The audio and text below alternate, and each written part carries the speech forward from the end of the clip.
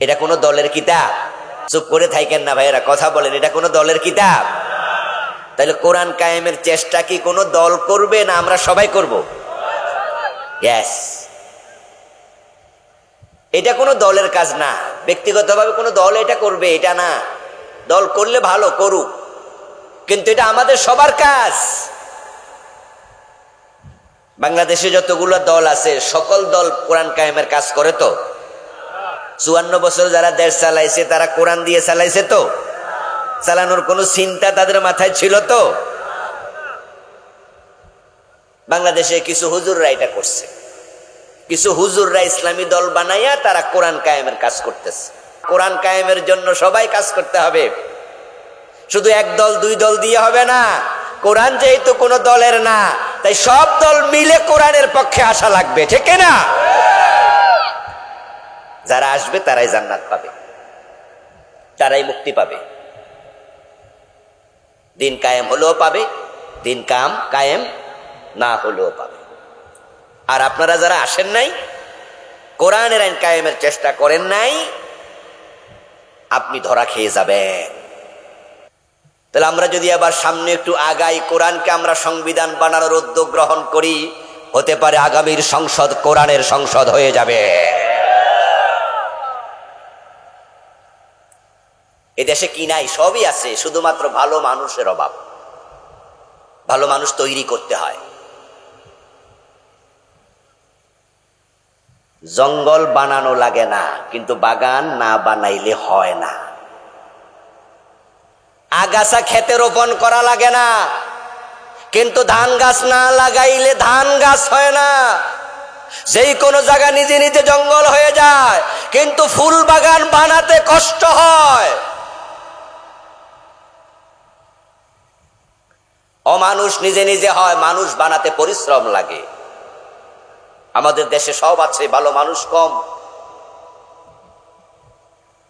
এই দেশের জমিনের উর্বরতা দেখলে মাঝে মাঝে আলহামদুলিল্লাহ পড়ি, কি চমৎকার জমিন। যেহেতু আমরা নোয়াখালী কুমিল্লা অঞ্চলের মানুষ, আমার বাড়ি তো 14 গ্রাম কুমিল্লা, আপনারা এখানে নোয়াখালী নাকি, আমরা এক ব্লকের লোক, এবং আপনাদের এই যত বাতাস আছে এগুলা এখান দিয়ে 14 গ্রাম যায়। এই জন্য আমাদের কথার সাথে আপনাদের কথার মিলও আছে। আমরাও ওকে হানি, আপনারাও কি কন? হানি। তা আপনাদের সাথে আমাদের মিল আছে। তা আমাদের এই অঞ্চলের মানুষ মধ্যপ্রাচ্যে বেশি যায়, দুবাইতে, কাতারে, সৌদি আরবে। দুবাই গেলে দেখবেন যে রাস্তার দুপাশে গাছ আছে, সৌদি আরবও আছে। এই গাছগুলোর নিচে পানির লাইন লাগে। সকালে একবার পানি দিতে হয়, বিকালে আবার দিতে হয়, না হয় গাছ মরে যায়। আর বাংলার মাটি কত উর্বর! সুবহানাল্লাহ, সুবহানাল্লাহ। একটা আম খাইয়া আমের আটিটা আপনি ফেলে দেন, দেখবেন কয়েক মাস পরে নিজে নিজে গাছ হয়ে গেছে। পানি টানি দেয়া লাগে না, নিজে গাছ হয়ে যায়। লাউ ধরছে, খাইতে খাইতে অস্থির। কিছু লাউ আছে বুড়ো হয়ে যায়, শক্ত হয়ে যায়, এখন এগুলো আর খাওয়া যায় না। তখন মা বোনরা কয়, বাজারও বেচা যাইতো না, নিজেও খাইতাম না, তাহলে ফালাই দে। রাস্তার পাশে ফালাই দিছে, ওই লাউ আইসা পচে গেছে। খাইছে কাকে? এখন লাউয়ের গোটা কাকে খাইয়া পরে পায়খানা করছে গোটা পুরা। এটা থেকে নিজে নিজে গাছ হইয়া লাউ ধরা যায়, এমন ঘটনাও আছে। কি উর্বর মাটি রে! কিন্তু কিছু চোর ছোট্টার জন্য যারা দেশটারে শেষ করে দিল, ওদের কারণে আমরা গরিব। যদি কোরআনকে ভালো করে ধরা যায়, চোর ধরে হাত কাটার আইন করো, চোর ধরে হাত কাটার আইন করো। যারা গরিব আছে তাদের হাত ইসলাম কাটবে না। খাদ্যের অভাবে চুরি করলে ইসলাম হাত কাটে না, কিন্তু যারা স্বভাবে চুরি করে ইসলাম তাদেরকে ছাড়ে না। অভাব দূর করার জন্য ইসলাম রাষ্ট্রকে বলবে, আগে যাকাত কায়েম করে দাও, গরিবের ঘরে ঘরে যাকাতের টাকা পৌঁছিয়ে তার পেটের ক্ষুধা নিবারণ করো। আল্লাযীনা মাক্কান্নাহুম ফিল আরদ আকামুস সালাহ ওয়া আতাউয যাকাত। আপনারা ভাববেন না ইসলাম ক্ষমতায় এসে হাত কাটা শুরু করে দেবে, না। সালাত কায়েম করবে। ইন্নাস সালাতা তানহা আনিল ফাহশাই ওয়াল মুনকার। নামাজ পড়লে মানুষ এমনি ভালো হয়ে যায়, অর্ধেক এমনি ভালো হয়ে যাবে। এরপরে এবার বলবো আতাউজ যাকাত, যাকাত কায়েম করো। তুখাযু মিন আগনিয়াইহিম ফাতুরাদ্দু ইলা ফুকারাইহিম, ধনীদের থেকে যাকাত নেওয়া হবে, গরিবের বাড়িতে যাকাত পৌঁছিয়ে দেওয়া হবে। ওমর নিজে কাঁধে আটার বস্তা নিয়েছে, সাইয়্যিদুন নাসি খাদিমুহুম। দারিদ্রতা থাকবে না, যাকাত আসবে, দারিদ্রতা চলে যাবে, কিন্তু কিছু মানুষের স্বভাব পাল্টাবে না, তারা তখনও চুরি করবে। যারা স্বভাবে চুরি করে অভাবে নয়, ওদের হাত কাটা শুরু করা হবে। আর হাত কাটা 6 মাস যদি চলে, 6 মাস পরে আর কেউ ভয়ে চুরি করবে না। ঠেলার নাম মায়ের উপর ঔষধ নাই। কথা হচ্ছে ইয়া আইয়ুহাল্লাযীনা আমানু, ও ঈমানদারেরা শোনো। এখন কারা ঈমানদার, এখানে এবার একটু সামান্য ব্যাখ্যা করা লাগে। আমরা তো সবাই নিজদেরকে পাইকারি ঈমানদার মনে করে বসি। এই জন্য যে 5 ওয়াক্ত নামাজের 1 ওয়াক্ত পড়ে না, গত 6 মাস জুমার নামাজটাও পড়ে নাই। যদি আপনি ওকেও জিজ্ঞাসা করেন, কিরে ভাই নামাজ কালাম তো পড়স না, বেহেশতে কি যাইবি না, এমন লোকও আছে জবাব দেয় নামাজ না পড়লে কি হইছে, ঈমান শক্ত।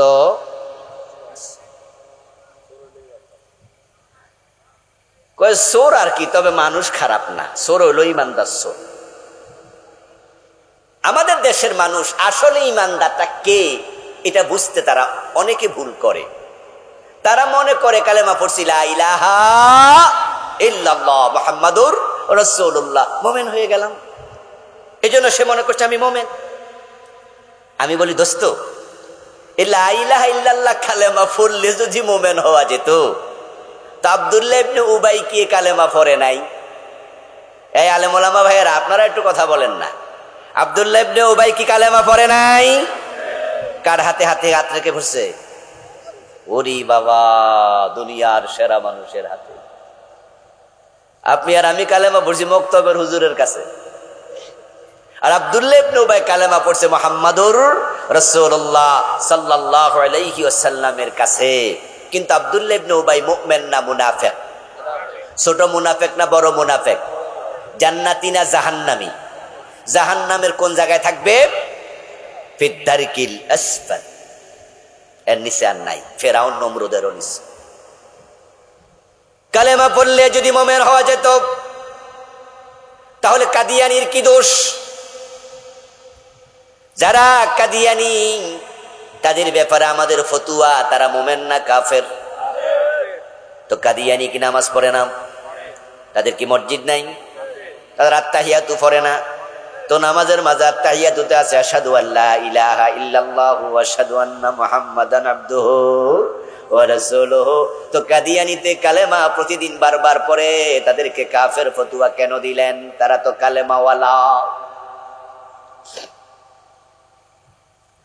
কাদিয়ানির মুয়াজ্জিন কানে আঙ্গুল ঢুকাইয়া দিনে 5 বার এলান ফুকারে, জোরে জোরে বলে আশহাদু আল্লা ইলাহা ইল্লাল্লাহ আশহাদু আন্না মুহাম্মাদার রাসূলুল্লাহ। তাদের আজান হুবহু আমাদের মতোই। শিয়াদের সাথে আমাদের আজানের কিছু বেমিল আছে, কিন্তু কাদিয়ানীদের সাথে আমাদের আজানের কোনো বেমিল নাই। আমরা যে আজান দেই, কাদিয়ানী হুবহু একই আজান। তো কাদিয়ানির মুয়াজ্জিন না কানে আঙ্গুল দিয়া কয় আশহাদু আল্লা ইলাহা ইল্লাল্লাহ, তা আপনারা বলছেন তুমি কাফের, তো হেনা কালেমা পড়লো। ঘটনাটা কি আসলে?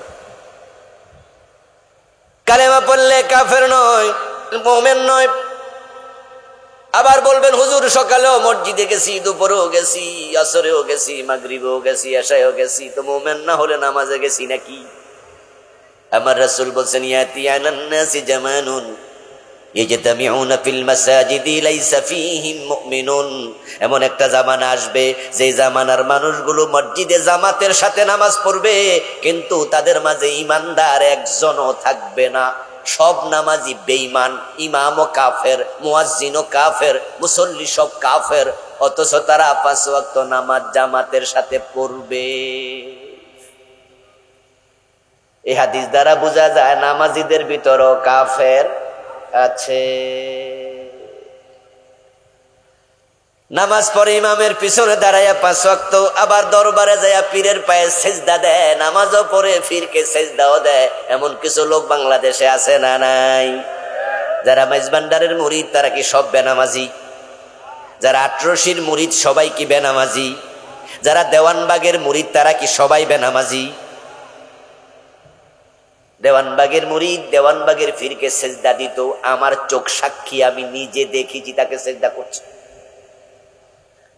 বছর 2 আগে আটরশি গেছিলাম ঘুরতে, আমার নিজের চোখ সাক্ষী, দেখলাম কবরে 2 জন সেজদায় পড়ে আছে। আর মাইজভান্ডারের কথা কইয়া তো লাভে নাই, এ তো গড় ফট্টায় মুশরিক, সেজদা দেয় গড়ে। এখন আটরশিও কিন্তু মসজিদ আছে, বিশাল মসজিদ ভাই, সুন্দর মনোরম মসজিদ, 5 ওয়াক্ত নামাজ। ওখানে মাগরিবের নামাজটা সেদিন আমি পড়েছিলাম। আটরশি দরবারে যখন ঢুকছি তখন মাগরিবের সময় হলো, কিন্তু আমি পৌঁছে যখন মসজিদে ঢুকলাম তখন দেখি আপনার সালাম ফিরে ফেলছে। ওই হুজুরের পিছনের নামাজটা আমার পড়া লাগে নাই, আল্লাহ আমারে বাঁচাইছে। তো আমার সাথে 2-3 জন ছিল, আমরা আলাদা জামাত করছি। এর পাশে হচ্ছে মাজারটা। পরে ঘুরতে বাইরে এলাম, মাজারে গিয়ে দেখি 2 জন সেজদায় পড়ে আছে।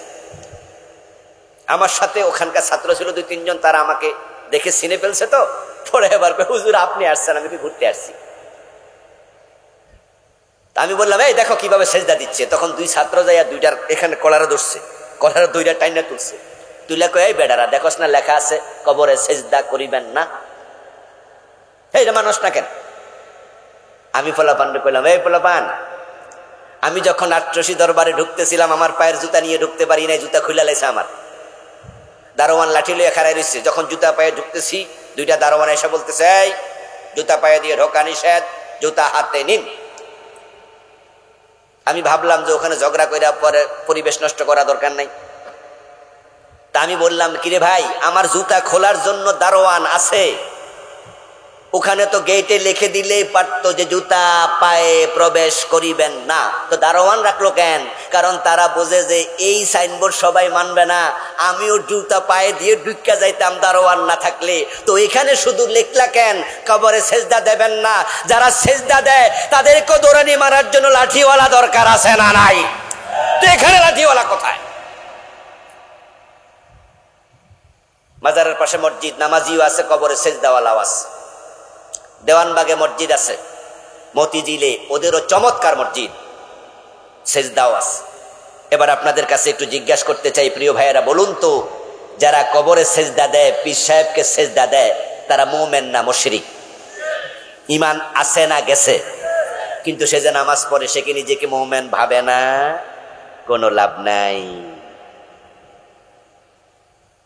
قال رسول الله صلى الله عليه وسلم تكون بين الساعة فتن كقطع الليل المظلم يصبح فيها الرجل مؤمنا فيمسي كافرا ويمسي مؤمنا فيصبح كافرا। নবীজি বলতেছেন, ভবিষ্যৎবাণী দিচ্ছেন, কিয়ামত যখন ঘনাবে, কিয়ামতের আগে সূর্য ডুবে গেলে যেমন চারিদিকে অন্ধকার ধেয়ে আসে, দুনিয়ার বিভিন্ন জায়গা থেকে কিয়ামতের আগে ফিতনা বের হবে। ফিতনা, ফিতানুন শব্দটি ফিতনার বহু বচন।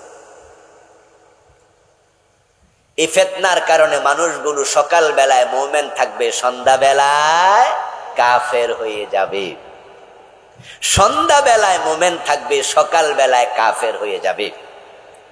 ঈমান রাখা খুব কঠিন হবে। আস-সাবিরু মিনহুম আলা দীনিহি কাল কাবিদি আলাল জামার। ঈমানের উপর, ইসলামের উপরে টিকে থাকা এতটা কঠিন হবে, হাতের মাঝে আগুনের কয়লা রাখা যত কঠিন হবে। ইন্নাল আবদা লা ইয়াতাকাল্লামু বিল কালিমাতি মিন সাখাতিল্লাহি লা ইউলকি লাহা বালা ইয়াহবি বিহা ফি জাহান্নাম। মানুষ এমন কথা বলবে যে কথার কারণে আল্লাহ তাকে জাহান্নামের মাঝখানে ফেলে দেবে। যেমন আমাদের কয়েকদিন আগে একজন বড় নেতা, তিনি টেলিভিশন সাক্ষাৎকারে বলেছেন, আমরা শরিয়া আইনে বিশ্বাস করি না। আপনারা কি শুনেছেন? যারা শুনছেন তারা একটু বলেন শুনেছেন। তাহলে কিছু ভাই শোনেন নাই, বাকিরা শুনেছেন। টেলিভিশনে সাক্ষাৎকারে এটা বলেছেন। উনি বুঝে বলছেন না না বুঝে বলছেন এটা আমি জানি না, কিন্তু এই কথা যদি কেউ বলে তার ঈমান থাকবে না, কারণ শরিয়ায় মানে ইসলাম। তো শরিয়া মানি না মানে ইসলাম মানি না। ও দোস্ত কেন মানো না? শরিয়া মানলে সমস্যা কি? সমস্যা আছে। সমস্যা হলো শরিয়া মানতে গেলে চোর ধরে হাত কাটো, ডাকাত ধরে শুলে দাও, জেনা করলে পাথর মারো, অবিবাহিত হলে বেত লাগাও, মদ খাইলে 80 বেত লাগাও। ও মনে মনে ভাবে এই আইন যদি চালু হয় তাহলে আমাদের অনেকের হাত থাকবে না, মদ খাওয়ার কারণে পিঠের চামড়াও থাকবে না।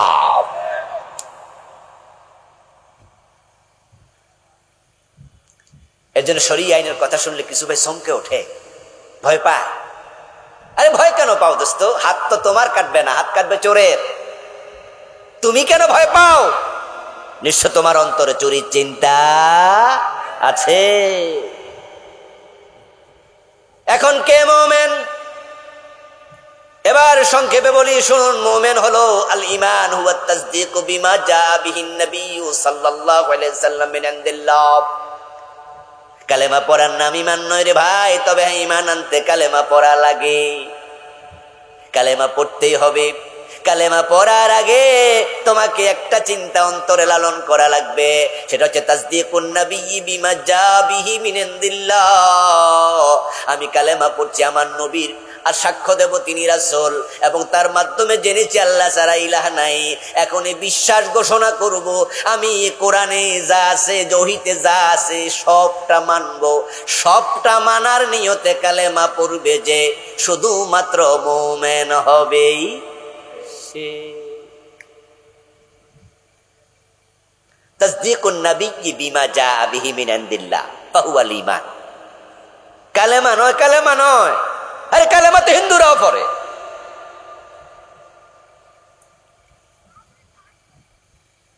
আপনি আপনাদের এই বাজারে যদি শিক্ষিত কোনো হিন্দু থাকে দোকানদার, আপনি জিজ্ঞাসা করবেন ভাই লা ইলাহা ইল্লাল্লাহ এই কালেমা পারেননি? হেতা আপনি চেয়ে শুদ্ধ করে কইতে পারেন।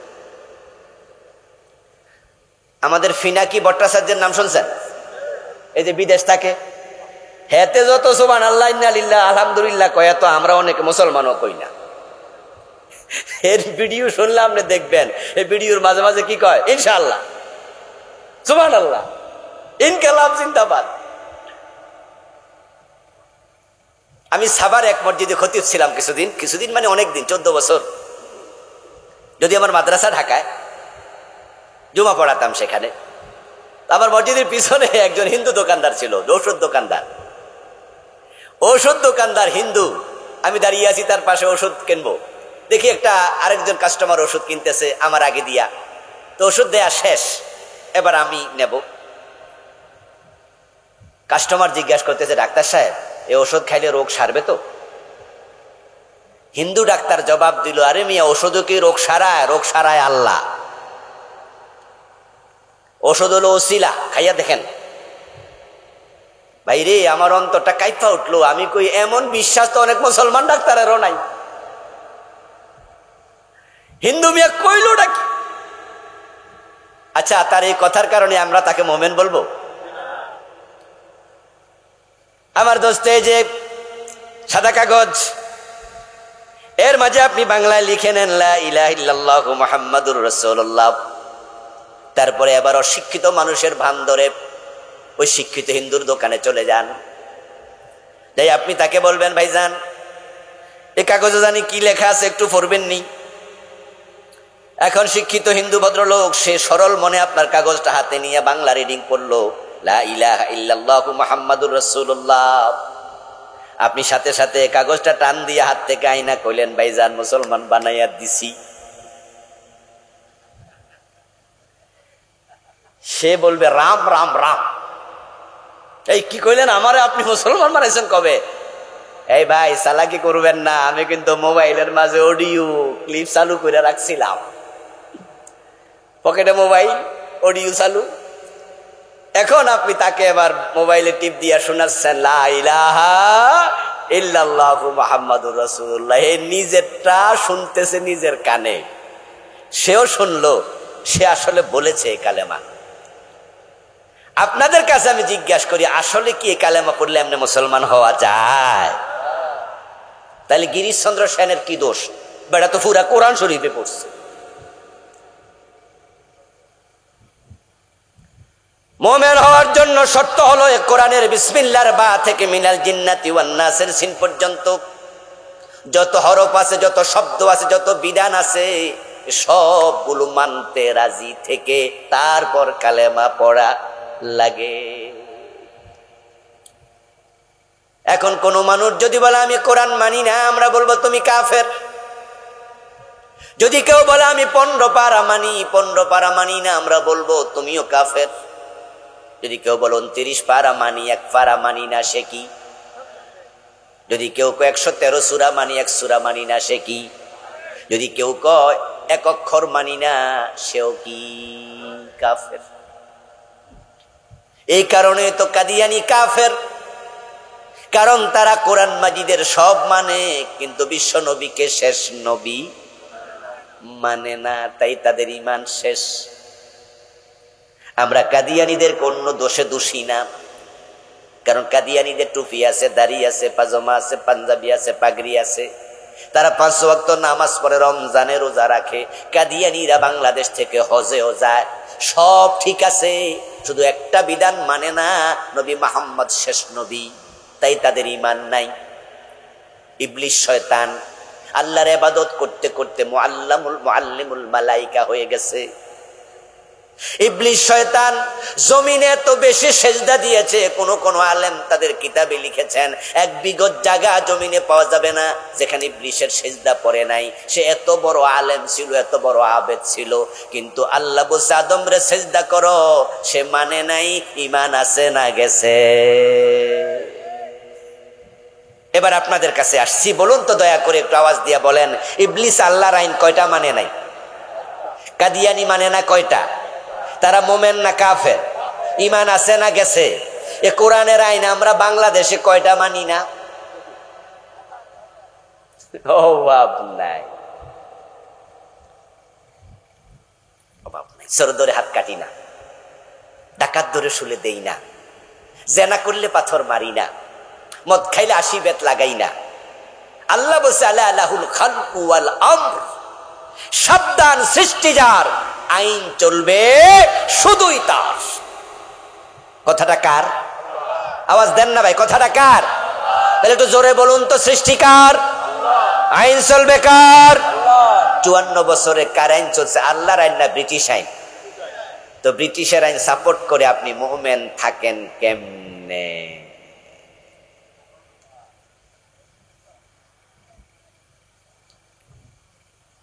কেমনে? জোর কইরা, জোর করে চালাকি করবেন না। আল্লাহ জান্নাতে যাওয়ার আগে প্রত্যেক মানুষকে বলবে ফাদখুলি ফি ইবাদি ওয়াদখুলি জান্নাতি। আগে আমার বান্দার কাতারে দাঁড়াও, আমার গোলামের কাতারে দাঁড়াও, তারপরে জান্নাতে ঢোকো। জান্নাতে যাওয়ার আগে একটা ব্রিজ আছে, যে ব্রিজটার নাম বাংলাদেশের মানুষের কাছে হলো ফুলসেরাত। যদিও হাদিসে পাওয়া যায় শুধু আস-সিরাতু হাক্কুন, আস-সিরাত, সিরাত মানে ফুল রাস্তা, ব্রিজ। ইউদরাবুস সিরাতু বাইনা যাহরানাই জাহান্নাম, এটা জাহান্নামের মেরুদণ্ডের উপরে, পিঠের উপরে বানানো হবে। আদাক্কু মিনাশ শারাব ওয়া হাদ্দু মিনাস সাইফ, এটা তলোয়ারের চেয়ে ধারালো এবং চুলের চেয়ে চিকন হবে। তার নিচে জাহান্নামের কালো আগুন থাকবে, ওইটা এত চিকন খালি চোখে দেখা যাবে না। সব মানুষ ওই দিকে দৌড়াবে, জান্নাত যেহেতু ফুলসেরাতের অপর পারে, তাই আল্লাহ বলে জান্নাতে ঢোকো, কিন্তু সে ব্রিজ পার না হয়ে জান্নাতে যাওয়া যাবে না। এখন জান্নাতে যাওয়ার জন্য ব্রিজের কাছে গেলে দেখার জন্য ঈমানের নূর লাগবে। যার ঈমান নাই সে ফুলসেরাত দেখবেই না, পার হওয়া তো বহু দূরের কথা, সে জাহান্নামে পড়ে যাবে। এখন ঈমান যদি বাঁচাতে চান, ঈমান নিয়ে মরতে চান, তাহলে 3টা কাজ করবেন না। এই 3টা কাজ সংক্ষেপে বলে আমি দ্বিতীয় অংশে যাব। ইত্তাকুল্লাহ হাক্কা তুকাতি। বিরক্ত হচ্ছেন না তো? 1 নাম্বার, কুফর করবেন না। কুফর করলে ইমানটা থাকে না। 2 নাম্বার শিরক করবেন না, শিরিক করলে ইমান থাকে না। 3 নাম্বার নেফাকে ইতিকাদি করবেন না, যার অন্তরে নেফাক ঢোকে তার ইমান আর থাকে না। আমি কুফর নিয়ে বই লিখেছি, এটাতে আমি বাংলাদেশে চলমান 56টা কুফর লিখেছি সংক্ষেপে, 56। আপনি চিনেন না। শিরিক নিয়ে আলাদা বই লিখেছি, এই বইতে আমি শিরিক লিখছি বাংলাদেশে চলমান 29টা। আপনি সব চিনেন না। নেফাক নিয়ে বই লিখেছি, এই বইতে আমি লিখেছি 28টা মুনাফিকের আলামত কোরআন থেকে আর হাদিস থেকে। আপনি 3-4টা জানেন, বাকিটা আপনি জানেন না। আচ্ছা, না জেনে বিষ খাইলে কি রোগী মরে না? কথা কইবেন না, বলেন না। না জেনে বিষ খাইলে রোগী মরেনি, তা আপনি জানেন না এটা শিরিক, ইমান যাবে না।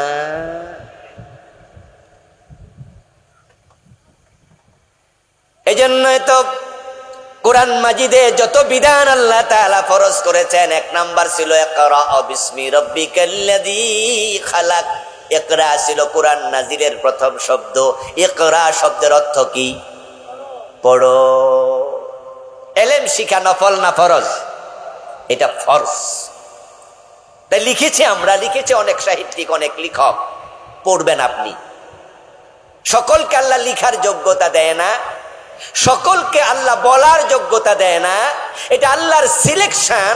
আমি এমন কিছু বড় বড় আলেম দেখেছি, আমার উস্তাদদের মাঝে 2-4 জন আছে, অনেক মাহের, অনেক অমুকওয়ালা আলেম, কিন্তু মাইকের সামনে কথা বলতে পারত না।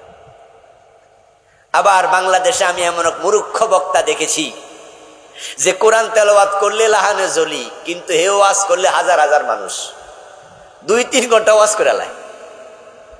বলার যোগ্যতা তাকে আল্লাহ দিয়েছে, আরেকজনকে দেয়নি। লেখার যোগ্যতা একজনকে দিয়েছে, আরেকজনকে দেয়নি।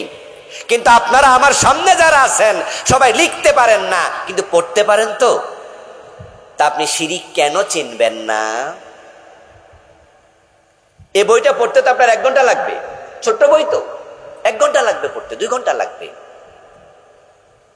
কিন্তু আপনি শিরিক না চিনে শিরিক করবেন, ইমান শেষ। কুফর না চিনে কুফর করবেন, ইমান শেষ। নেফাক না চিনে অন্তরে নেফাক ঢুকায় রাখবেন, ইমান শেষ। আর ইমান ছাড়া মারা গেলে কপালে জান্নাত নাই।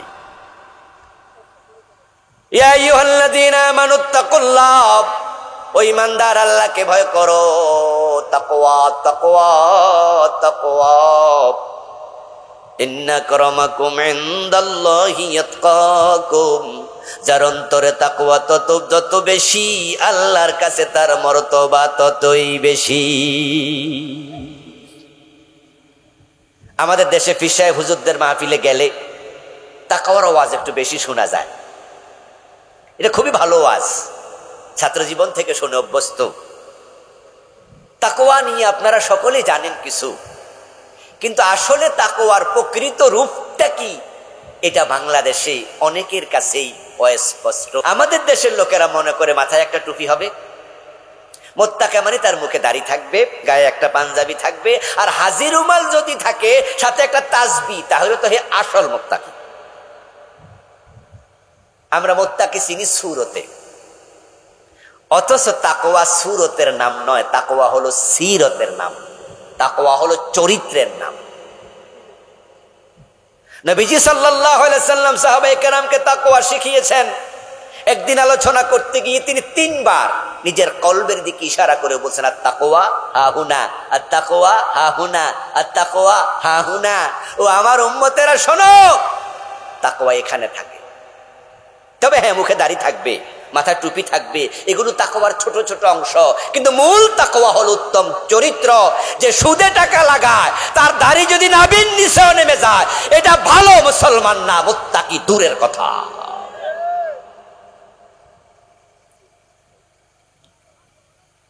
5 ওয়াক্ত নামাজ পড়ে, কিন্তু ঘোষণা দিলে পাইলে সিগনেচার করে না, এমন নামাজি গোশখোর অফিসার আছে না নাই?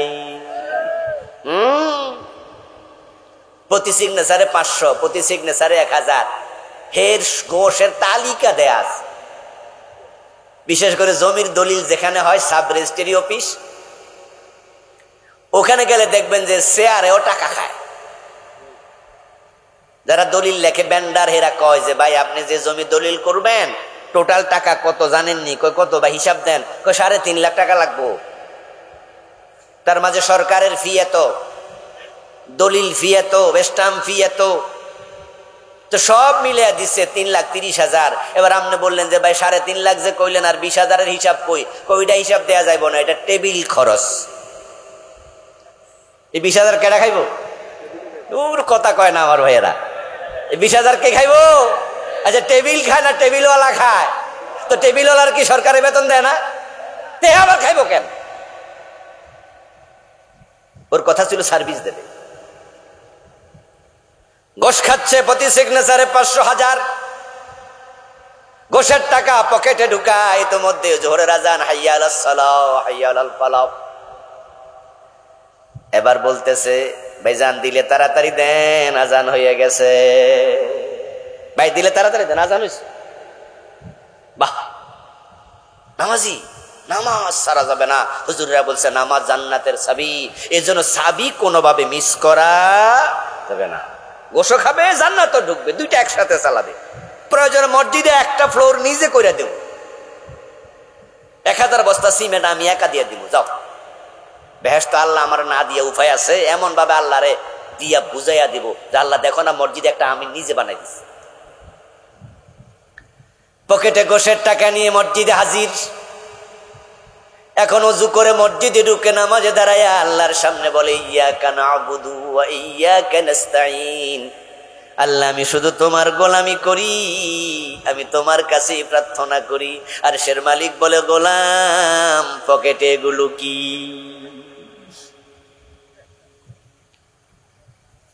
কি নিয়ে মসজিদে ঢুকেছো? পেটে কি? রক্তে কি? গোশতে কি? মাতআবুহু হারামুন ওয়া মাশরাবুহু হারামুন ওয়া গুযিয়া বিল হারামি ফাআন্না ইস্তাজাবু লিযালিক। তাকওয়া সূরাতে, তাকওয়া সিরাতে। তিলকাল জান্নাতুল্লাতী নুরিসু মিন ইবাদিনা মান কানা তাকিয়া। আল্লাহ তাআলা কোরআন মাজিদে বলেন যারা মুত্তাকি আমি তাদের জন্য জান্নাত বানায়া রাখছি। আমরা মুত্তাকি হব জান্নাত পাওয়ার জন্য। এখন তাকওয়া শব্দের অর্থ কি? তাকওয়া মানে বেঁচে থাকা। তাকওয়া মানে হাজির রুমাল গায়ে দিয়া রাস্তার ডান পাশে হাঁটা না রে। তাকওয়া মানে গুনাহ থেকে বেঁচে থাকা। হিফজুন নাফসি মিম্মা ইউসাম।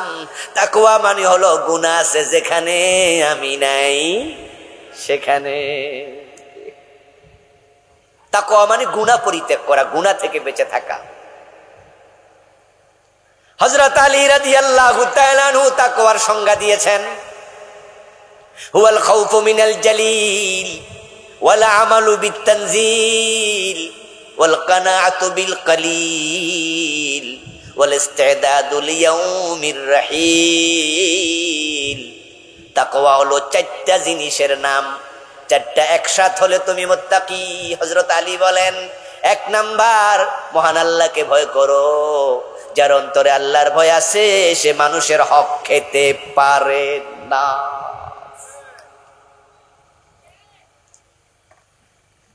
রাতের বেলায় যে আপনি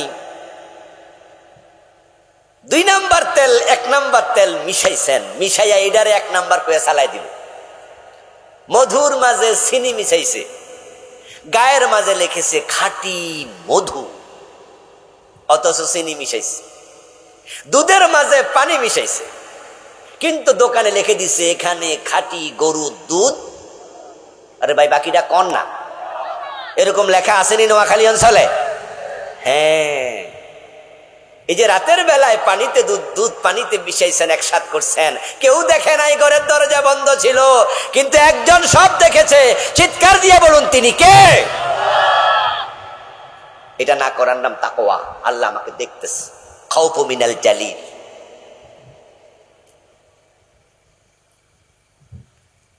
ছেলে 12-13 বছর বয়স, বাবার সাথে একসাথে দোকানে দোকানদারি করে। তো বাবা যে দুধে পানি মিশায় ছেলে তো দেখছে, ছেলে তো এক ঘরে থাকে, তো ছেলে বাপের কয় আব্বা দুধের মাঝে পানি মিশান, এটা তো একটা অন্যায় গুনাহ। আবার আপনি লিখছেন খাঁটি গরুর দুধ পাওয়া যায়, এটার একটা মিশা কথা না, তো এটা লেখা দরকার। এই ফলা তুই বেশি বুঝোস, আমি বুঝি না। আমি খাঁটি দুধ লিখি নাই, লিখছি খাঁটি গরুর দুধ। গরু তো খাঁটি, দুধ এনা বেজা। খাঁটি শব্দ কিসের আগে লেখছে? গরুর আগে, দুধের আগে লিখি নাই। গরুর খাঁটি দুধ পাওয়া যায়, আমি কি এটা লিখছি? আমি লিখছি খাঁটি গরুর দুধ। গরু না খাঁটি। আপনি খুব চালাক না? ওজনে কম দিছে যে আপনি মিয়া টেরি পান নাই যে ওজনে কম দিছে, মনে মনে ভাবে দেখছো আমি কত চালাক, বেডারে যে কমাইছি বেডা বুঝতেই। ও দোস্ত, আমি হুজুর মানুষ, দোকানে ঢুকেছি, আপনাকে বলেছি ভাই 1 নাম্বার সরিষার তেল আছে নাকি? আপনি বললেন যে হুজুর আমার দোকানে কোনো 2 নাম্বার তেলই আছে না। এমন দোকানদার এমন ভাবে কয় মনে এর মতো মোত্তাকি এলাকাতে আর নাই। আর আমি বিশ্বাস করলাম, বিশ্বাস করে আপনার থেকে আমি এই তেলটাই 1 নাম্বার মনে করে কিনে নিলাম। আর আমি বের হওয়ার সময় মনে মনে ভাবেন যে হুজুর মানুষ সহজ সরলই হয়, যা কইছি তাই বিশ্বাস করে লাগে, এরারে ঠকাইতে সুবিধা। একটু আগ বাড়িয়ে বলতেও পারেন হুজুররা কম বোঝে, একটু ব্যাক করলি হয়। আসলেও আহলুল জান্নাতে বলহন, জান্নাতীরা সহজ সরলই হয়। আমিও ব্যক্তিগতভাবে বিশ্বাস করে কত মানুষকে কত জায়গায় ঠকছি, তার কোনো হিসাব নাই।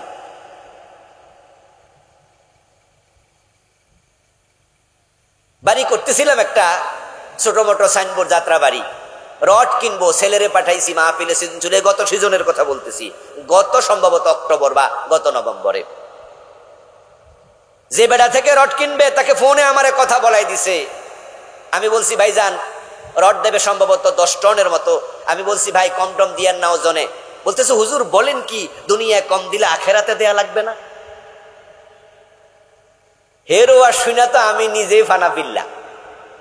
আরে এই বেটা তো আমার সে বড় মোত্তাকি রে, হে বুঝে লাইছে দুনিয়া কম দিলে কথা দেয়া লাগবে আখেরাতে।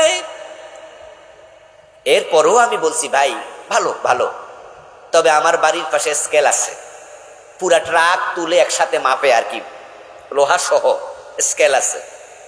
আপনার এখানে স্কেল আছে? বলে হ্যাঁ হুজুর, স্কেলে মেপে দেন, ছেলের কাছে কত টন হলো লিখে দেন, আমি স্কেলে মেপে মিলাবো। কিন্তু তখন সে বলে কি হুজুর যে কয়েক কেজি কম হয়, যদি কম হয় এইটাও দিয়ে দেব।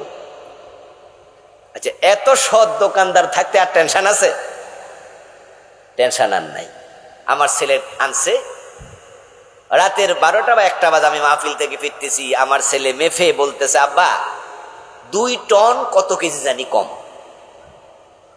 10 টনের মাঝে 2 টন কত কেজি কম, ভুলে গেছি আমি আসল সংখ্যাটা। এই কথা বলার সাথে সাথে আমি মোবাইল হাতে নিয়ে ফোন দিলাম, দেখি ফোন ধরে না, রিং হচ্ছে আর ধরে না। পরের দিন শুক্রবার ছিল, জুমা পরে আমি সাথে সাথে মাহফিল ছিল আপনাদের কুমিল্লা ব্লক বা নোয়াখালী ব্লকে আসতেছিলাম। নারায়ণগঞ্জের পাগলা একটা জায়গা আছে ফতুল্লা, ওখান থেকে কিনেছি।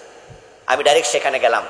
যাওয়ার আগে ওসিকে ফোন দিয়েছি, ওসিকে বললাম যে আমি অমুক, আমি আসতেছি এই ঘটনা। ওসি সাহেব বললো আপনি আসেন, আমি দারোগা সহ পাঠাবো আপনাকে। যদিও শেষ পর্যন্ত আমারটা হজম করতে পারেন, আমি পেট থেকে বাইর করে আলেছি, কিন্তু তার ওয়াজ শুনে মনে হয়েছিল এই মাত্র জান্নাত থেকে আইছে। আমরা হুজুর মানুষ তো বিশ্বাস করে ফেলি, বিশ্বাস করে ঠকে যাই। তোমার কাছে আমি ব্যাককল, আমি বুঝি না, কিন্তু দোস্ত শোনো, আসলে আমি ব্যাককল নই, আমি সরল। আমি নিজেকে অন্যকে নিজের মতো ভাবি। আমি ভাবি আমি যেমন ঠকাই না, সে কেন আমাকে ঠকাবে? তোমাকে বিশ্বাস করেছিলাম, তুমি বিশ্বাসের মর্যাদা দিতে পারোনি, তুমি বিশ্বাসঘাতক, তুমি বিশ্বাসঘাতক। তাকওয়া মানে হচ্ছে খাউফু মিনাল জালিল, আল্লাহকে ভয় করো, আল্লাহকে ভয় করো, আল্লাহকে ভয় করো। ওয়াল আমালু বিতানজিল, তাকওয়া মানে হলো আল্লাহর নাজিল করা কোরআনের আলোকে আমল করো। কোরআনে পর্দার কথা আছে? ভাইরা কথা বলে না কেন আমার ভাইরা? পর্দার কথা আছে? আপনার মেয়ে বোরকা ছাড়া স্কুলে যায় কেমনে?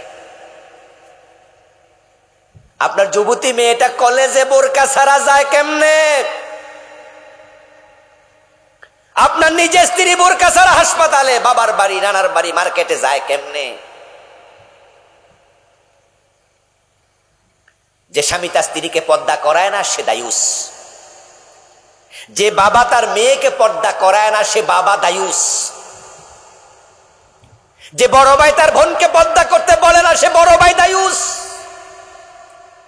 আর হাদিস হচ্ছে দায়ুস জান্নাতে প্রবেশ করবে না।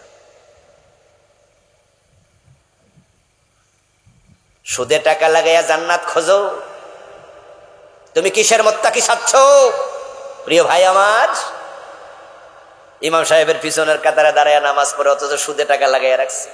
সুদে টাকা এনে বাড়ি বানায়, সুদে টাকা এনে গাড়ি কিনে, সুদে টাকা এনে ছেলে বিদেশ পাঠায়, সুদে টাকা এনে এটা সেটা করে। সুদ খাওয়া, সুদ দেওয়া, সুদ লিখা, সুদের সাক্ষী থাকা সমান গুনাহ। 1 টাকা সুদ খেলে 36 বার হয় জেনার গুনাহ। মান আকালা দিরহাম রিবা ওয়া হুয়া ইয়ালাম আন্নাহু আশাদ্দু মিন 36 জিনা। 36 বার চারও বেশি। 1 টাকা সুদ খেলে 43টা বড় বড় কবিরা গুনাহ হয়। আইসারহু আন ইয়ানকিহু আর-রাজুলু উম্মাহ, সবচেয়ে ছোটটা হলো মায়ের সাথে জেনা করা। পাঞ্জাবি গায়ে দিলে মুত্তাকি হওয়া যায়? ওয়াল আমালু বিত-তানজিল, কোরআন আমল করো, কোরআন আমল করো। ওয়াল কানাআতু বিল কালিল, হযরত আলী বলেন তাকওয়ার 3 নাম্বার অংশ হলো তুমি স্বল্পে সন্তুষ্ট থাকো, হালাল কম এসেছে খুশি থাকো, হারামের দিকে তাকাইও না।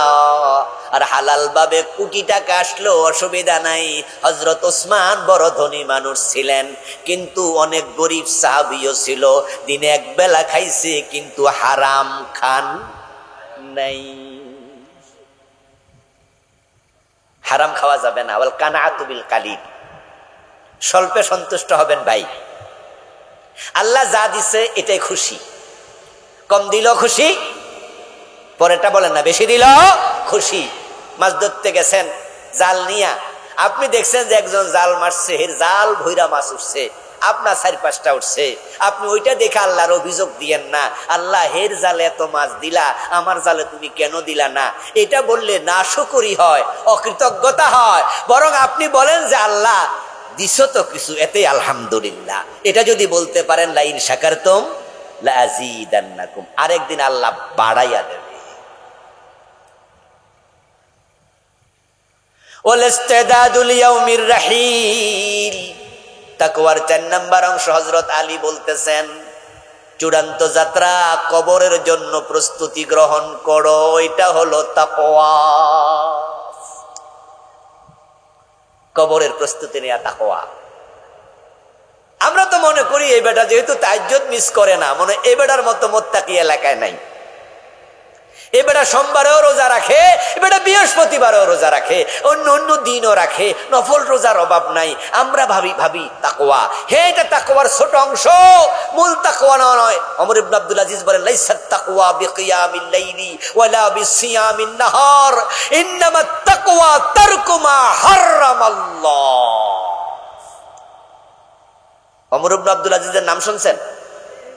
বাবা, ইসলামের 5ম খলিফা, যাকে দ্বিতীয় ওমর বলা হতো। ওমর ইবনে আব্দুল আজিজ রাহিমাহুল্লাহ বলেন রাতের বেলায় তাহাজ্জুদের বিছানায় দাঁড়ায়া থাকা তাকওয়া নয়, দিনের বেলায় রোজা রাখা লাগাতার তাকওয়া নয়। তাকওয়া হলো হারাম ছেড়ে দেওয়া, এবং যত ফরজ আছে সব ফরজ আঁকড়াইয়া ধরা। সাহেবুল বাইতি আদরা বিমা ফিহ, বাড়ির মালিক ভালো জানে বাড়িতে আছে কি। এখন কে কোন হারামের সাথে আছেন এটা আমি জানি না, কিন্তু নিজেরটা নিজে। বিয়ে করছেন 40 বছর হয়েছে, এখনো বউয়ের মোহর দেন নাই, এমন কিছু লোক আসেনি? এই রামগঞ্জ অঞ্চলে সবাই বউয়ের মোহর দিয়ে দিছে না। বউয়ের মোহর আদায় করা নফল না ফরজ? তো ফরজ তরক করলে তুমি কিসের মুত্তাকি? কিসের মুত্তাকি তুমি? বাপ মরছে 5 বছর, বোন মরছে, মা মরছে 7 বছর, নিজের হকটা নিজে ঠিকই বুঝা নিছেন, কিন্তু বোনের হক দেয় না, অথচ 5 ওয়াক্ত নামাজ পড়ে কপালে কালো করে লাইছে, ভাবতেছে মরবো আর বেহেশত ঢুকে যাবো, দৌড় মাইরা। বোনের হক আদায় করা নফল না ফরজ? তো তুমি কিসের মুত্তাকি? ফরজ তো আদায় করো নাই। তারকু মা হারামাল্লাহ ওয়া আদাউ মা ইফতারাদাল্লাহ। তাকওয়া তাকওয়া তাকওয়া ইত্তাকুল্লাহ হাক্কা তুকাতি ওয়া লা তামুতুন্না ইল্লা ওয়া আনতুম মুসলিমুন। শেষ অংশ বলে ওয়াজ শেষ। শেষ অংশ হলো আল্লাহর বান্দা মুমিনেরা, মুসলমান না হইয়া মৃত্যুবরণ করিও না। মুসলমান হওয়ার আগে মরতে মানা করছে কে? এখন মৃত্যু আমাদের হাতে নাকি? আজ এমনও তো হতে পারে আজকে মৃত্যু হয়ে যাবে, তাহলে মুসলমান আজকে হওয়া দরকার আছে না নাই? মুসলমান হয় তখন আল্লাহর কাছে নিজেকে পরিপূর্ণ সারান্ডার করবে যখন। ইসলাম মানি আত্মসমর্পণ করা, মুসলিম মানি আত্মসমর্পণকারী। অর্থাৎ আপনি আপনার জীবনের বটম থেকে টপ, ফাকঘর থেকে সংসদ ভবন, ব্যক্তি জীবন থেকে আন্তর্জাতিক বলয়, আপনার টয়লেটে যাওয়া, স্ত্রীর বিছানায় যাওয়া, আপনার রাষ্ট্র পরিচালনা করা, সব জায়গায় আল্লাহর আদেশ মানতে যখনই আপনি রাজি হয়ে যাবেন, আল্লাহর আদেশের সামনে মাথা নত করবেন, তখনই আপনি মুসলিম হবেন। কিন্তু আমাদের অবস্থা হলো আমরা অধিক্কা মুসলিম। আমরা মসজিদে ঢুকি যখন কোন পা দিয়ে? প্রিয় ভাইরা একটু কথা বলেন না, কোন পা দিয়ে? বের হই কোন পা দিয়ে? এখানে আমরা কেউ দ্বিমত করি? আল্লাহু আকবার বলে নামাজ শুরু করি, সালাম ফিরিয়ে নামাজ আমরা শেষ করি। ইমাম যদি ভুল করে আমরাও ভুলের সাথে একমত না লোকমা দেই? মাগরিব ইমাম 2 রাকাত পরে সালাম ফিরাইলে আমরা ফিরাবো, আমরা লোকমা দেব। মাগরিবের ফরজ কয় রাকাত? ইমাম যদি আমার বাবা হয়, আমি বাবাকে মেনে কি 2 রাকাত পড়বো? বাবাকেও লোকমা দেব। ইমাম যদি আমার ফিস সাহেব হয়, উনি মাগরিব 2 রাকাত পরে সালাম ফিরাইলে আমি ফিরাবো, আমি উনাকে লোকমা দেব। আমি আল্লাহর কথা মানে, আমি আল্লাহর কাছে আত্মসমর্পণ করেছি, কিন্তু সেই আমি আল্লাহর কথা মসজিদে ঠিকই মানলাম, কিন্তু আদালতের চেয়ারে হাকিম হয়ে যখন বসি, আল্লাহর আইনে একটা মামলার রায় আর দিলাম না।